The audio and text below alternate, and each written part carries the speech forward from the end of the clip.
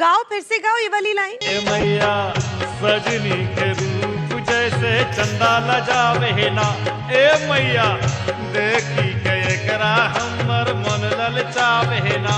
ए मैया सजनी के रूप जैसे चंदा लजावे ना, ए मैया देखी के एकरा हमर मन ललचावे ना। ए रोजे भोर मानवा में हलचल मचावे ना, दिल में आग लगावे ना, हमरो भाग जगावे ना, हमरा सपना देखावे ना।